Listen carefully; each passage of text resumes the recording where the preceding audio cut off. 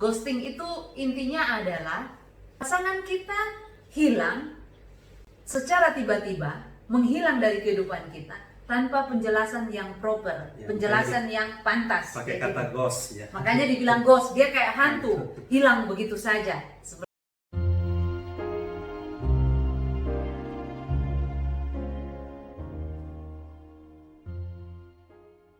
Cinta dan nafsu itu menjadi pergumulan yang tidak ada habis-habisnya.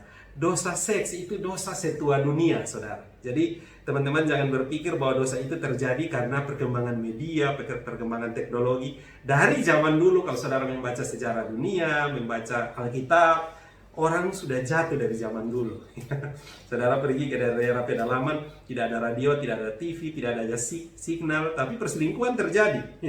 Jadi itu karena manusia jatuh di dalam dosa, dan godaan dosa seks itu menjadi salah satu alat di tangan iblis untuk menjatuhkan manusia. Nah, ini yang lagi heboh-hebohnya di Indonesia ya. Nisa Sabian dan Ayus ya. Ini juga bercerita tentang pasangan yang sudah menikah terus berselingkuh. Yang hebohnya lagi, pasangan ini Ayus dan Nisa ini adalah penyanyi religi ya. Grup Sabian yang sangat terkenal yang menyuarakan pesan-pesan religius, agama, dan lain-lain. Ternyata dalam pelaksanaannya dia sudah punya istri dan dia berselingkuh dengan ini. Dan itu yang membuat heboh kenapa jadi begitu luar biasanya. Ya, setiap bantahan yang berikan, klarifikasi justru tambah heboh. Nah, yang belakangan ini lebih heboh lagi ya ini nih, ya. Kaisang dan Felicia ya. Istri saya yang biasa ikuti. Saya tidak terlalu ikuti ya. Ini memunculkan istilah yang sangat terkenal yaitu ghosting ya. Nanti istri saya menjelaskan. Nah, ini terjadi di dalam relasi pacaran. Nah, hal-hal seperti ini yang sering membuat anak-anak muda itu entah mau meneladani yang mana ya. Ini yang lagi top-topnya ikatan cinta. Ibu, cewek-cewek, bapak-bapak juga ikut nonton ya. Ikatan cinta ya. Itu yang membentuk konsep berpikir kita ya. Drama Korea, sinetron, medsos, YouTube menjadi panutan dan teladan membentuk konsep love, sex, and dating ya, bagi generasi milenial maupun generasi Z sekarang ya. Nah, apakah itu sesuai dengan apa yang Alkitab katakan? Apakah itu sesuai dengan yang kita jalani sekarang ini? Nah, hari ini kita coba membuka sedikit ya. Saya persilakan, istri saya akan memulainya. Ya, kita ada beberapa konsep yang bisa kita pakai, tapi umumnya karena kita pemuda-pemudi Kristen, saya pakai ada beberapa pendapat dan beberapa ahli. Yang saya mau highlight adalah pendapat dari Billy Graham ya. Billy Graham bilang cinta adalah bentuk kasih yang tertinggi, termulia, yang melihat objek yang dia cintai itu sangat berharga. Jadi itu konsep dasar. Kalau kita bilang kita cinta seseorang, berarti orang itu harusnya berada di posisi tertinggi, termulia, sesuatu yang kita anggap sangat berharga. Jadi jangan bilang cinta kalau dia tidak menghargai kita. Jangan bilang cinta kalau dia menghina kita. Jangan bilang cinta kalau dia aniaya kita. Jadi konsep itu sangat penting untuk kita garis bawahi, dan harus kita sadar juga memang ada berbagai jenis cinta. Tetapi menurut Roman Wright, di dalam cinta yang bisa kita rasakan atau kita identifikasi, di dalam cinta itu ada ketertarikan yang pasti ya. Kalau tidak tertarik ya tidak mungkin kita jatuh cinta ya. Ada ketertarikan, ada keinginan untuk memiliki dia. Karena kita tertarik lalu kita kepingin, aduh kalau kita jadi pacarnya gimana ya, kalau dia jadi suami saya bagaimana, kalau dia jadi istri saya bagaimana ya, seperti itu. Ada kesukaan, hal-hal yang dimiliki atau beberapa sifat, karakter yang dia miliki itu membuat kita merasa suka sama dia. Kalau cewek itu suka cowok yang pinter nyanyi, begitu dia lihat cowoknya pandai nyanyi, dia pasti semakin suka. Dia tertarik seperti itu ya. Ya. Terus kalau makanya ada istilah, kalau cowok itu bisa main musik, biasanya cowok itu biasa saja. Begitu dia main gitar bagus, tiba-tiba kecakapannya bertambah 10 kali lipat ya. Makanya jangan heran banyak anak band itu digilai cewek-cewek ya. Karena ada kesukaan di situ ya. Ada kegembiraan. Orang-orang sanguin biasanya membuat orang lebih mudah jatuh cinta dengan dia karena dia membawa kegembiraan. Ada juga kekaguman. Tidak mungkin kita jatuh cinta kepada seseorang kalau kita tidak kagum sama dia. Cewek biasa jatuh dengan cowok-cowok yang biasa memimpin, ya, ya gitu. punya Jadi leadership, ada, dia kagum dengan ya, dia kagum seperti itu. Terus ada keterlibatan yang hangat. Kalau kita dekat dengan dia tuh kayaknya kita ada perasaan nyaman dekat dia, cerita, kita kepingin share sama dia, ada apa kita mau melibatkan dia dalam hidup kita. Terus kemudian ada kesetiaan, ya. Kalau kita bilang kita cinta sama dia, kita akan setia untuk menyayangi dia. Karena tidak mungkin orang itu bilang cinta tapi dia tidak setia. Nah teman-teman, kita membahas ini kenapa? Kita akan pemuda-pemuda gereja nih ya, teman-teman yang di gereja Pola. Nah, umur-umur kalian memang umur-umur emas. Kenapa? Kalian sudah melalui masa-masa di mana kalian sudah melalui jatuh cinta di umur-umur 0 sampai 17 tahun ya. Cinta monyet itu sudah berlalu dalam hidup kalian. Nah, sekarang kalian di dalam umur 18 sampai 24 adalah umur-umur kalian bertemu banyak orang. Di kepemudaan itu kalian punya teman-teman yang banyak, bisa ikut kegiatan yang banyak, ada camp apa, ikut ada acara apa, kepanitiaan, itu kesempatan bertemu banyak orang. Nah, kesempatan pula kalian menemukan calon pasangan. Kalau kalian ketemu sesama pemuda gereja 500 orang saja, 250-nya laki-laki, kalau tidak semua mungkin setidaknya ada 100 peluang jadi pacar kalian, kayak gitu ya. Tapi kalau lewat dari umur itu, dilewat di atas 24 tahun, umumnya kalian suka pun orang itu sudah ada yang punya. Ya, kalau dia bukan sudah punya pacar, dia sudah punya suami atau sudah punya istri. Jadi peluang kalian untuk mendapatkan sulit ya di usia 25 sampai 30 tahun. Tetapi bukan berarti tidak bisa. Saya punya teman yang justru menikahnya di umur 38 tahun, dia menemukan 25 sampai pasangannya. 30 gak sulit lah, itu memang masa untuk menemukan. Iya, cuman semakin berkurang. Kecuali di atas 31. Semakin berkurang untuk menemukan pacar karena biasanya sudah punya pacar umur-umur segitu.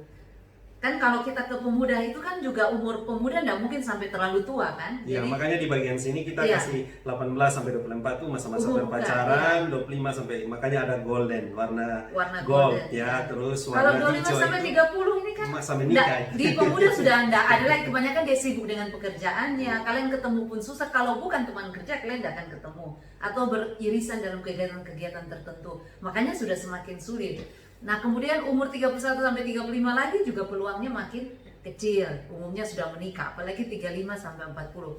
Tapi banyak case juga bisa saja kita menemukan di umur itu, tapi itu kita ngomong secara general juga ya, karena ada seperti saya bilang, saya punya teman yang justru menikah umur 38 tahun, cewek dong.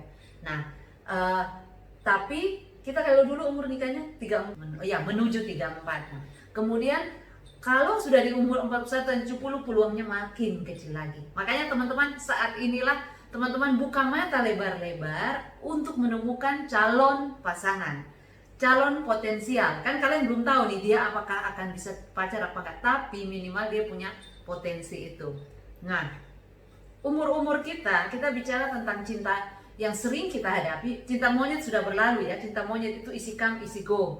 Hari ini lu suka, besok lu suka. Yang lu suka juga sangat artifisial, yang ada di permukaan, bukan karakter tapi lebih pada kesukaan-kesukaan tertentu. Masa-masa ABG. Iya, tapi sekarang kita memasuki umur cinta yang kita cari pasti cinta sejati, ya. Cinta yang sungguh-sungguh yang kita contohkan dari Tuhan ya. Tapi seringkali kita menghadapi yang namanya cinta palsu. Nah, makanya ke dalam cinta palsu ini bisa saja terjadi sakit hati, bisa saja dia egois sama kita, dia menuntut sesuatu yang belum pada waktunya, contohnya kepingin berhubungan seks padahal bukan porsinya dia memanfaatkan kita hanya untuk tujuannya dia. Buat cowok-cowok yang ngekos, dapat cewek yang pintar masak kan enak tuh, ada yang ngurusin seperti itu. Terus dia kalau buat cewek-cewek, kalau cowoknya tajir, wah ini kesempatan nih, bisa diantar kemana-mana, bisa ditraktir dan lain-lain. Itu cinta palsu. Itu makanya gak heran di dalam proses-proses ini orang bisa pacaran bertahun-tahun pun bisa putus. Seperti yang kasus yang sekarang lagi rame-ramenya itu adalah peristiwa Kaisang dan Felicia ya.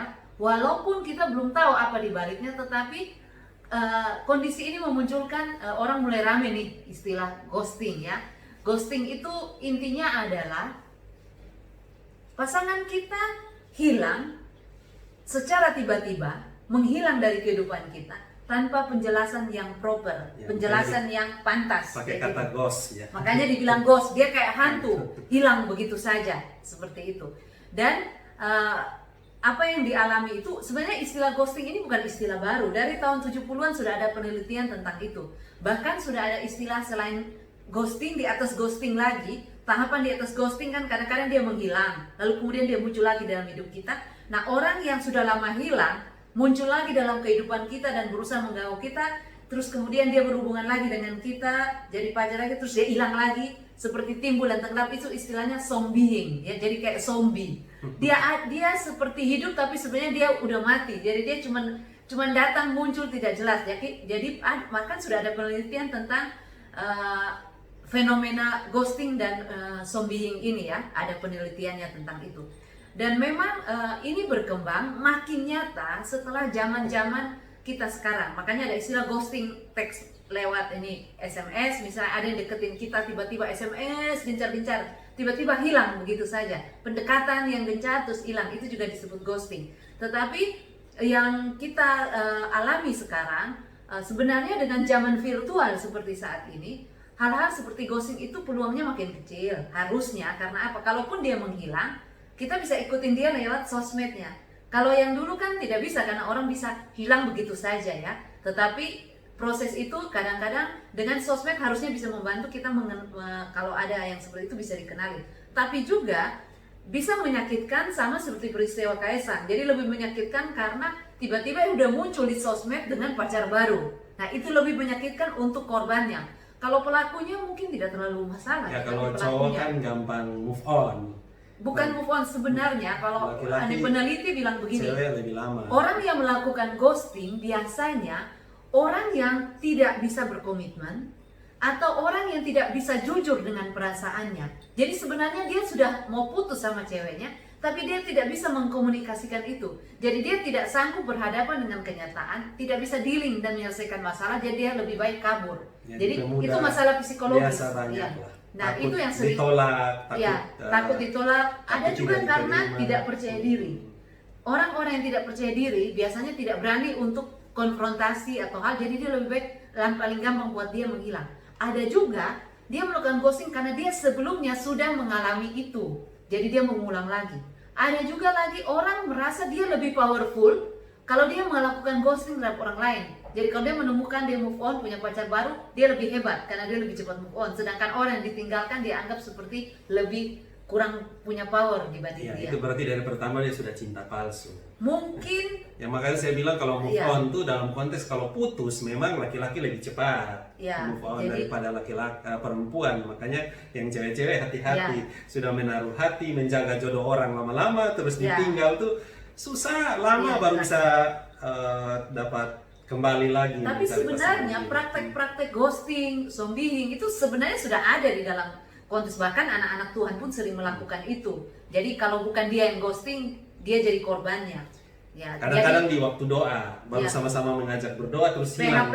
Ya, dia ajak mari kita berdoa sama-sama, ya.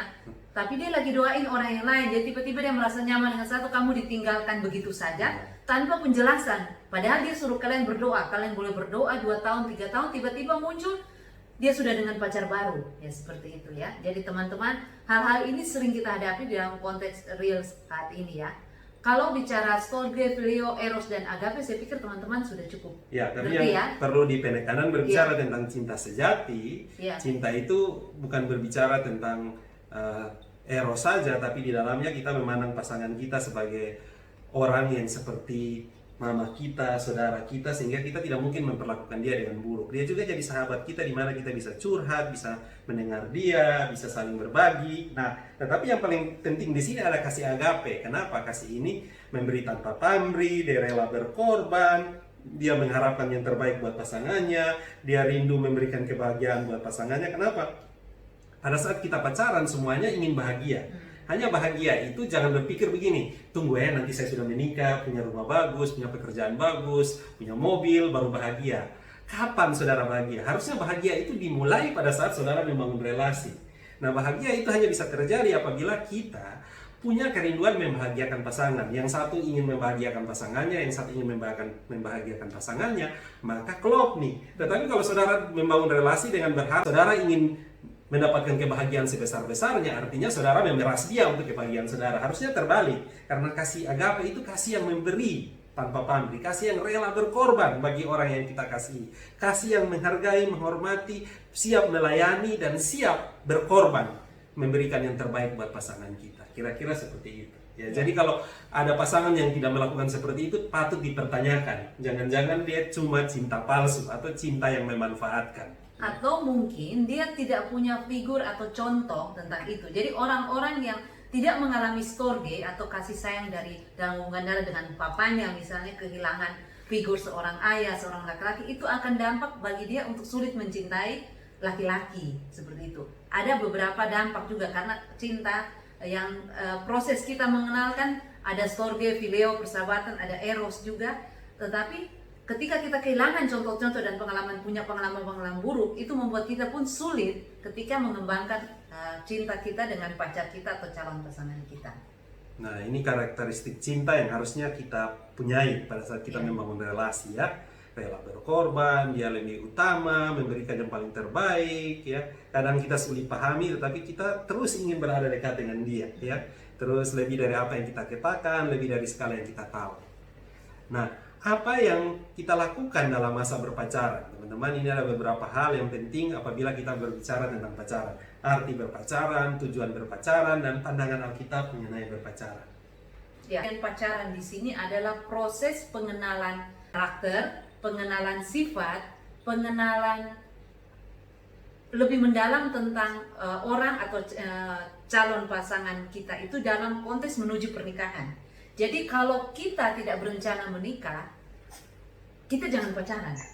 Karena pacaran itu bukan tujuan akhir. Ya, terutama cewek, ya. Laki-laki pasti sebagian besar mau menikah. Kalau cewek banyak juga yang tidak memutuskan. Jadi menikah. sebelum memutuskan itu, kamu putuskan dulu, kamu mau menikah atau tidak. Oke, kalau saya mau menikah berarti saya butuh punya pacar. Baru kalian pacaran. Nah, karena kalian butuh tujuannya untuk menikah, waktu kalian memilih pacar pun kalian akan memilih kira-kira dia calon suami atau calon istri kita yang tepat atau tidak. Kalau kita tidak memikirkan itu, tidak punya tujuan untuk menikah, kita akan asal-asal dalam memilih pacar. Tapi saya lihat sebagian besar tujuannya menikah. Yang tidak menikah itulah yang harus menjadi tujuan. Jadi pada saat kita berpacaran tujuannya untuk pernikahan. Nah, seringkali orang jatuh cinta karena merasa ini alasan-alasannya. Ini alasan-alasan yang kayaknya kurang tepat. Ya, jadi lihat hatinya, harta dan timbunan kekayaannya, atau harta dan tititnya, mobilnya, motornya. Wibawanya, bawa apa?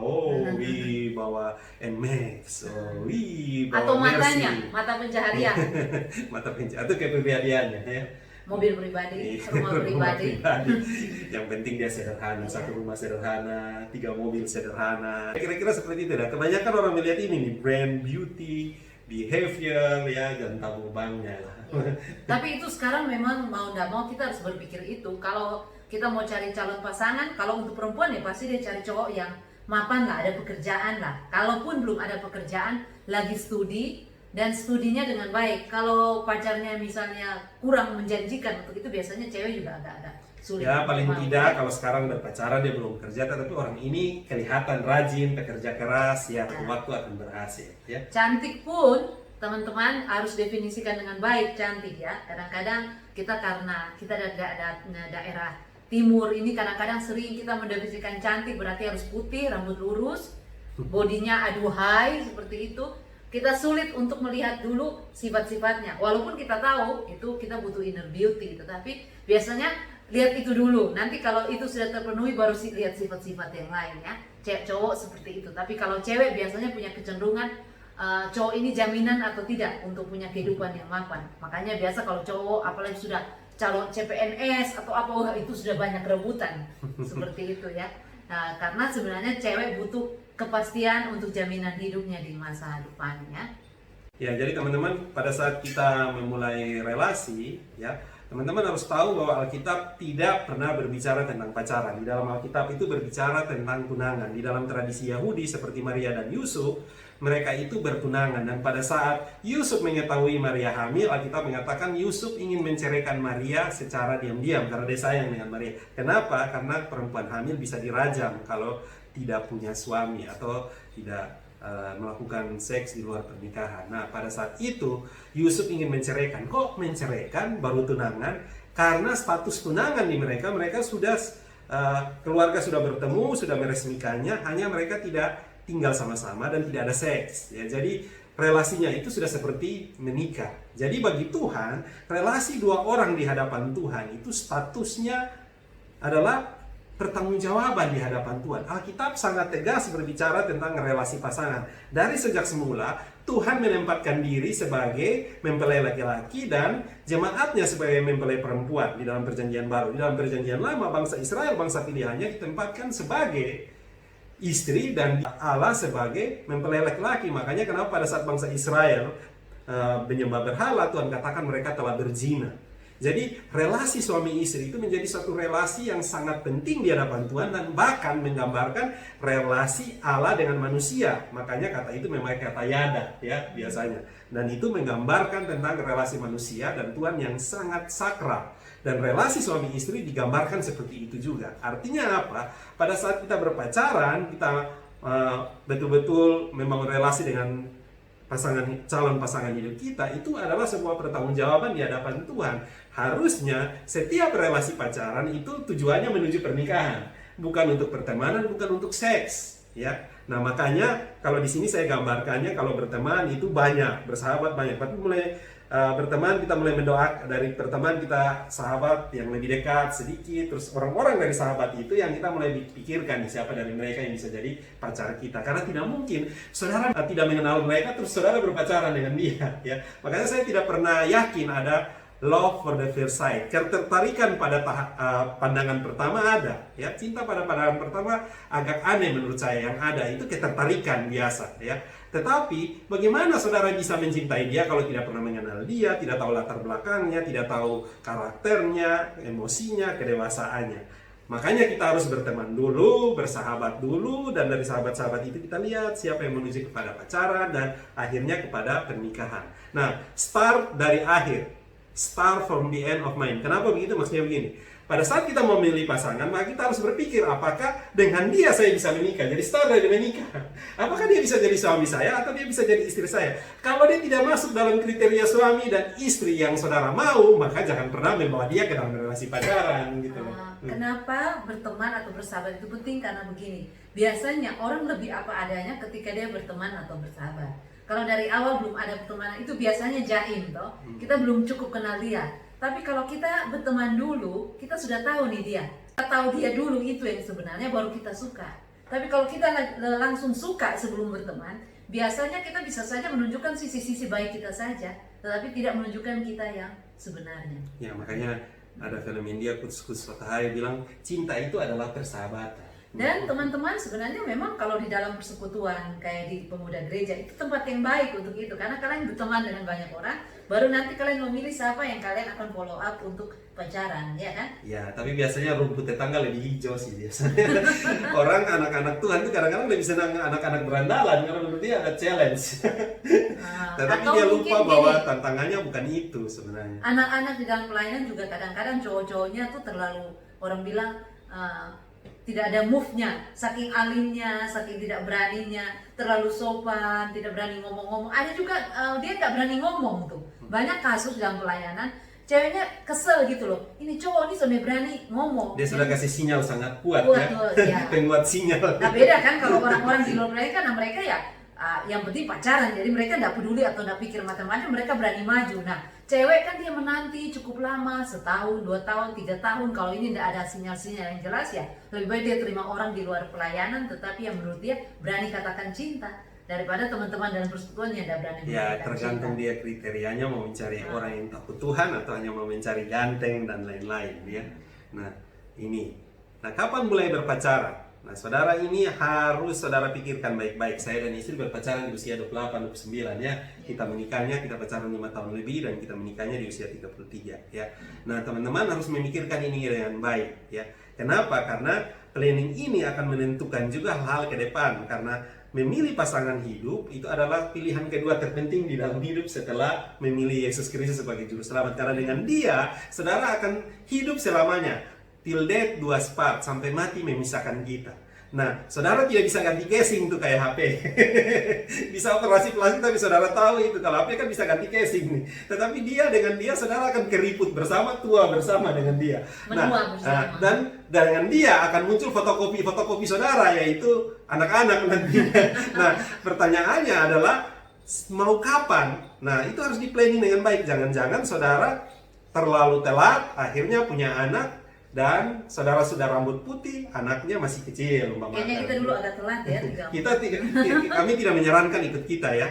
Makanya tadi usia hijau itu 25 sampai 30 tahun kan. Itu usia yang bagus untuk menikah ya. Kalau sudah lewat, nah jangan lewat 35 karena akan sangat sulit saudara untuk planning buat anak ya. Tapi sebenarnya bisa saja ya. Itu cara Tuhan. Nah, maksudnya itu idealnya ya.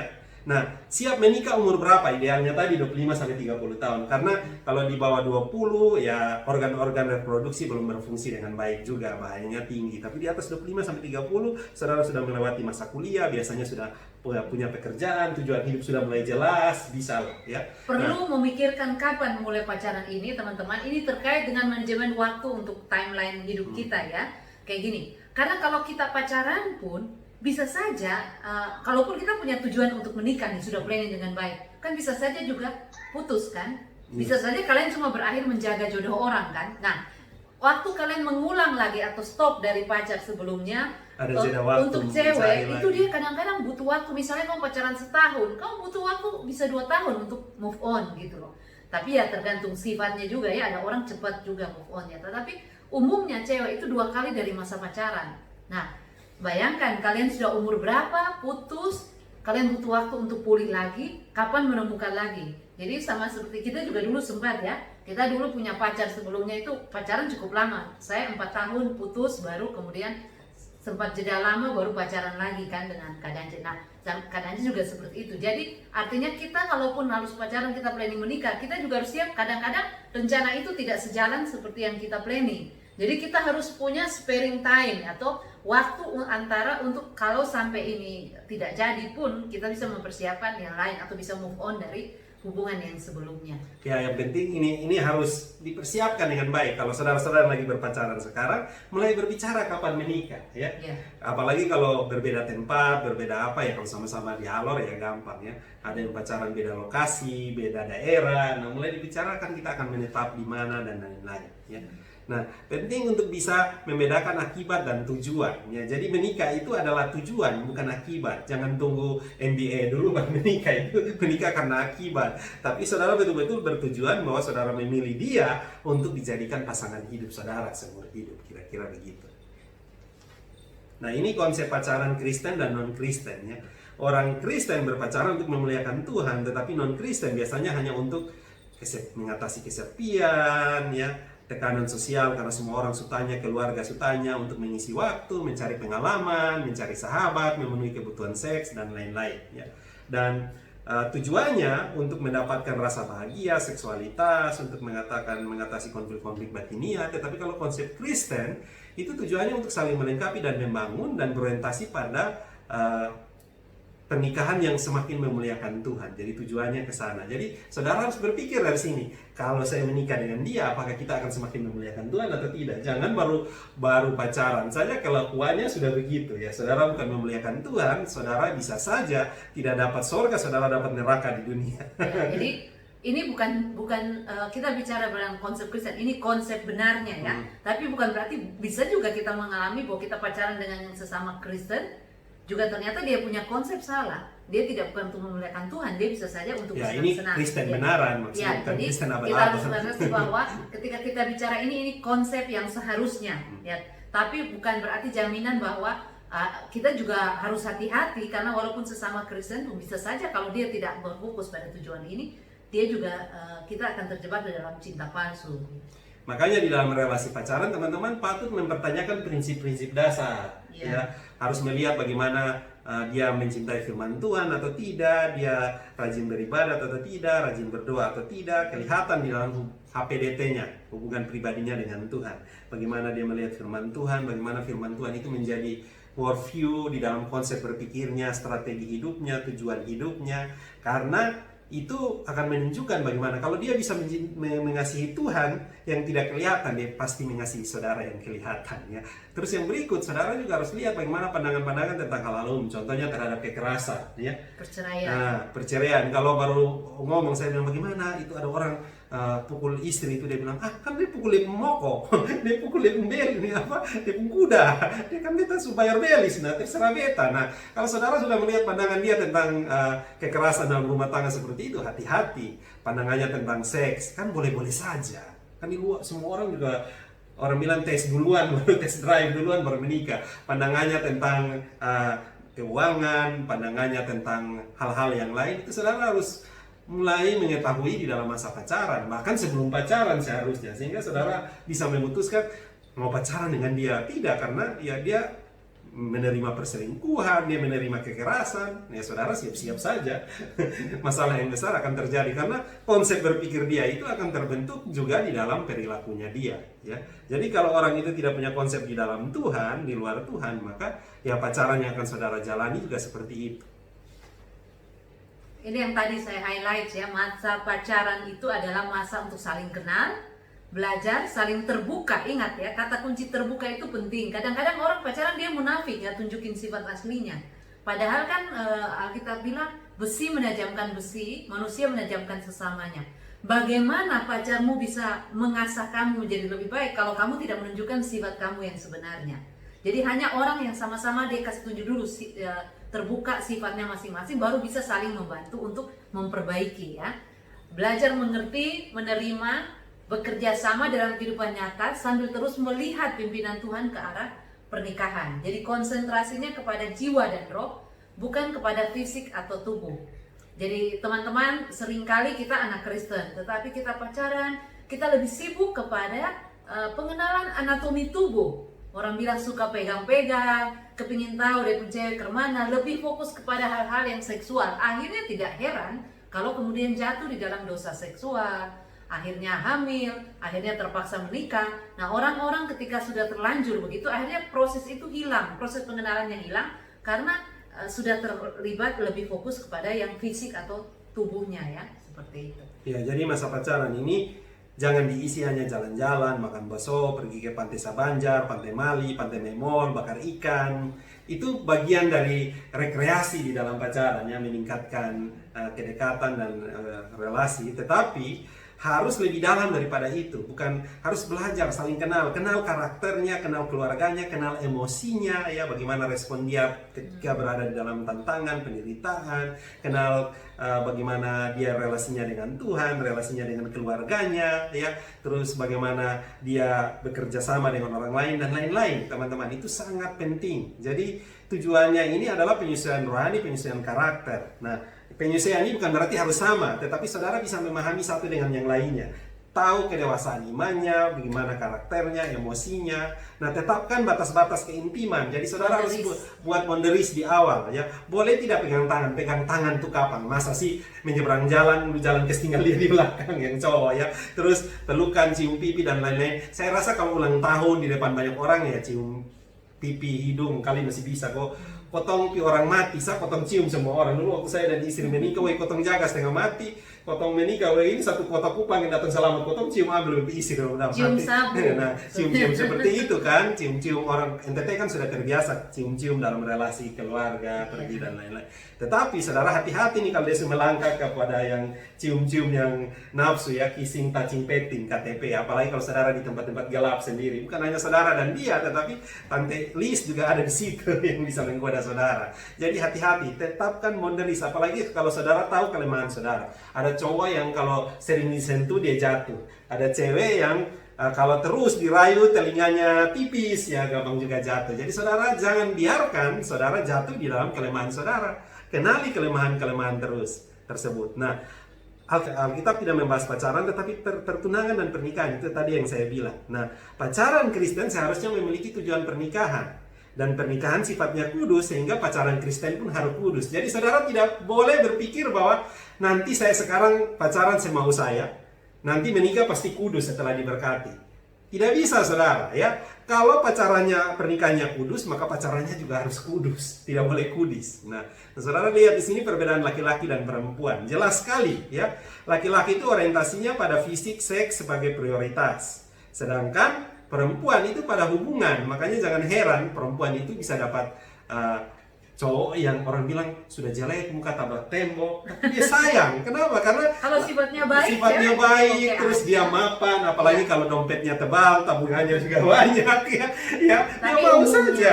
Cewek itu biasanya lihat sifatnya dulu. Kalau laki-laki fisik nomor satu, lihat dari jauh, kutilan, kalau cewek biasanya nyaman, merasa terlindungi, merasa cowok itu bisa memberikan dia kepastian masa depan seperti itu biasanya dia oke aja. Dia kadang jelek pun tidak masalah, tapi kalau dia cakep ya itu bonus gitu ya. Sedangkan jelek dan cakep ini kan sekarang bisa dipermak Iya. semua ya. Penampilan bisa dirubah, Iya. semuanya bisa dirubah ya. Jadi laki-laki biasanya rangsangannya lewat penglihatan. Makanya hati-hati cewek-cewek dengan penampilan saudara yang menggoda dan lain-lain. Nah, Tapi juga jangan berantakan. Ya, maksudnya begitu. Kalau cowok rangsangannya lewat sentuhan, sikap, tindakan. Makanya laki-laki kalau ditolak satu kali udah pakai teori air menetes di batu, dia tiap kali datang besok mau hadiah ini, lusa dia nama-nama ini cewek bilang, dia baik juga, biar dia muka sama sebagai kriteria, dia punya sifat masih dari kriteria, jatuh juga ya begitu ya. Jadi seringkali yang terjadi begitu. Nah, ini yang membedakan laki-laki dan perempuan. Ya. Ya. Cewek itu kalau Valentine dia bayangkan langsung, aduh mau dapat hadiah apa ya, mau dapat bunga kok, coklat kok, apa kok, seperti itu. Cowok mungkin ya dia mau kasih hadiah, tapi dia berpikir iya bisa ngedate yang romantis lah ya. Kalau bisa, kalau kayak dia ke ulang tahun ceweknya, bisa lah cium pipinya lah atau apalah, pasti ada kepingin seperti itu, atau gimana? Ya, makanya laki-laki itu di otaknya itu ya paling banyak lihat ya perbedaan laki-laki. Seks itu posisinya banyak sekali dan banyak. Perempuan bisa cerita banyak hal, laki-laki bisa fokus di situ saja. Karena memang itulah posisi otak laki-laki. Jadi saudara, makanya kenapa orang bilang harus jaga penampilan supaya jangan mengundang, itu bukan karena kita seksis atau pejuang-pejuang gender. Sekarang kan terserah saya mau pakai, iya terserah lu, tapi kamu harus belajar bahwa laki-laki itu jatuhnya di penglihatan dan otak mereka itu dipenuhi seks. Perempuan di dalam ada coklat, ada gosip, ada film Korea, ada shopping, ada fantasi. Posisinya hampir sama besar, tapi laki-laki di otak mereka itu posisinya seks jauh lebih besar. Jadi itu yang membuat kenapa gampang sekali jatuh, ya. Oke. Nah, di dalam Alkitab kata percabulan itu memakai kata porneia atau dari kata porn itu di dalam bahasa Inggrisnya, artinya wanita yang terpenjara atau pekerja seks. Nah, di dalam Perjanjian Baru saja dipakai 26 kali. Nah, pengertian percabulan, pelacuran itu adalah immoralitas seksual. Makanya kalau kalian baca kata percabulan itu sama dengan kata porn. Jadi jangan berpikir percabulan itu cuma lihat-lihat saja, tapi itu berbicara tentang keseluruhan dari pengertian porneia itu sendiri. Nah, saudara bisa melihat kenapa sejak kapan manusia jatuh cinta, love berubah menjadi lust. Ya, saudara bisa lihat di sini, pada saat Tuhan menciptakan manusia, Tuhan memerintahkan untuk berkembang biak, beranak cucu dan menguasai, melestarikan, menjaga dunia ini. Itu diberikan sebelum manusia jatuh dalam dosa. Jadi pada saat manusia diciptakan, Tuhan memberikan daya tarik seks dan lain-lain. Itu bukan karena dosa. Jadi saudara jangan berpikir bahwa seks sama dengan dosa. Tidak, sebelum itu Tuhan sudah memberikan sebelum manusia jatuh di dalam dosa. Tetapi pada saat manusia ingin lebih sama seperti Tuhan, maka seks itu dicemari oleh dosa. Sehingga bukan seks lagi yang kudus gitu, tetapi nafsu yang lebih banyak menguasai manusia. Nah, ini ingat baik-baik. Pada saat Tuhan memberikan itu kepada manusia, seksualitas itu kepada manusia, tujuannya adalah untuk memuliakan Tuhan. Nah, ada tujuan-tujuan kecilnya, menyatukan suami istri untuk keturunan, untuk kesenangan. Itu kesenangan ada, di dalam Alkitab ditulis, baca Amsal, baca Kidung Agung, banyak berbicara tentang fun-nya. Tetapi ingat, itu tujuan kecilnya, tujuan utamanya adalah memuliakan Tuhan. Makanya ada orang yang tidak punya keturunan juga tidak masalah selama dia memuliakan Tuhan. Ya. Bahkan ada orang yang tidak bisa merasakan seks. Ya. Ada orang yang saya kenal, ya alat reproduksinya itu sudah rusak dari sejak awal, sehingga mereka menikah dan mereka memang tidak pernah merasakan seks yang sesungguhnya gitu. Tetapi yang penting hidup mereka memuliakan Tuhan, itu sudah cukup bagi mereka. Jadi ini yang saudara harus ingat baik-baik. Tujuan pacaran untuk memuliakan Tuhan, tujuan pernikahan juga untuk memuliakan Tuhan. Ada yang bilang begini, aduh kak, waktu ketong nikah orang bilang satu daging, toh sekarang daging sumelek, dulu daging segar, ya kita mencari daging yang lain. Nah itu pemahaman yang salah sekali. Daging berbicara di situ tentang tubuh dan jiwa manusia secara keseluruhan. Ya, kita pasti tubuh kita akan merusak di satu waktu, akan semakin tua, semakin menua. Tetapi kalau betul-betul saudara punya cinta yang tulus dan baik, itu akan berjalan dengan sendirinya dan Tuhan akan memberkati kita. Nah ini, manusia takluk kepada iblis dan cinta itu berubah jadi nafsu. Makanya begini, jangan tanya lagi, kak, boleh tidak ya pacaran dengan orang yang tidak cinta Tuhan? Kan tadi sudah bilang, pada saat manusia jatuh dalam dosa, maka cinta yang semula kudus itu sudah berubah menjadi kudus. Ya. Dan sekarang bukan love lagi, tetapi lust. Ya. Nafsu yang menguasai. Makanya pada saat orang itu hatinya belum dipulihkan, maka yang ada adalah nafsu yang sejati, bukan cinta yang sejati. Makanya jangan heran orang sulit sekali di luar Tuhan itu bisa monogami. Hanya jadi perempuan Kristen tuh sebenarnya sangat beruntung. Iya. Karena kalau suaminya mau poligami pun sebelum dia merasa bersalah kepada kamu, dia sudah merasa bersalah kepada Tuhan. Ya, Ya kalau kan? suaminya takut Tuhan. Iya, Aman dalam konsep maksudnya. Ya, aman dalam konsep. Karena kalau orang itu tidak melakukan itu, dia tidak hanya bersalah kepada kamu, tapi dia bersalah kepada Tuhan. Iya, jadi jelas di situ ya. Jadi sebelum orang itu terima Kristus, maka sumber cinta itu kan dari hati manusia tuh. Nah, kalau hatinya belum dipulihkan, maka yang ada nafsu yang sejati, tidak mungkin cinta yang sejati. Kalaupun dia bisa memberikan cinta, itu cinta yang sementara atau cinta palsu yang tadi kita bahas di atas itu ya. Jadi saudara, makanya kenapa kesempatan terbaik adalah mencari anak-anak Tuhan. Apalagi saudara di dalam pelayanan yang sama bisa melihat bagaimana pertumbuhan imannya, kesetiaannya, komitmennya. Kenapa? Orang yang setia dan berkomitmen di dalam pelayanan, pasti dia akan bersetia dan berkomitmen juga di dalam relasi suami istri nantinya. Dan mereka adalah ya kriteria idaman lah ya, wanita idaman dan pria idaman. Nah, hubungan seks harus dalam konteks suami istri, tidak hanya untuk kenikmatan. Ini penekanannya ya. Hubungan seks harus dalam konteks suami istri. Hidup pernikahan bukan untuk seks, tetapi seks memperkaya hidup pernikahan. Jadi saudara ingat baik-baik, seks itu bukan tujuan dari pernikahan. Tujuan utamanya adalah memuliakan Tuhan. Seks ada untuk memperkaya hidup pernikahan. Nah, ini akibat seks bebas ya. Saudara bisa lihat nih, kalau saudara jatuh dalam seks bebas ya, hamil duluan nikah, perasaan takut, bingung, trauma ya, dan lain-lain. Saudara tahu aborsi itu membunuh jauh lebih banyak dari Perang Dunia Pertama dan Perang Dunia Kedua ya. Jadi banyak pembunuhan yang terjadi karena itu. Nah, kesenangan sesaat yang kalian nikmati hanya ada sampai 5 menit atau gitu, berakhir dengan misalnya kehamilan yang tidak diinginkan, lalu terakhir kalian terlibat di dalam aborsi dan lain, jadinya lebih panjang. Jadi padahal teman-teman ingat, kita mengalami ya, saya dan Kak Dance kita berusaha menjaga waktu pacaran, kita komitmen untuk jaga kekudusan, dan kita percaya bahwa kalau kita jaga kekudusan dengan baik, rasa percaya antara pasangan itu akan semakin bertambah, dan itu terbukti ketika ada kepercayaan yang besar. Saya tidak akan berpikir kadang aja pergi selingkuh dan lain-lain, karena memang terbukti waktu kami masih pacaran aja kami bisa menjaga diri dengan baik. Jadi itu menolong kita untuk meningkatkan kepercayaan satu sama lain. Dan kedua, ketika kita menikmati seks itu di dalam pernikahan, kita bisa menikmatinya dengan bahagia tanpa rasa berdosa, karena kita tahu kita menjaga diri kita dengan baik sebelum melakukan itu, dan kita nikmati di dalam pernikahan. Dan itu membuat kenapa banyak orang melihat kita makin lama makin romantis katanya. Tapi sebenarnya karena apa? Karena kita menjaga diri dengan baik. Ya begitu kita masuk dalam pernikahan, kita tinggal menikmatinya saja.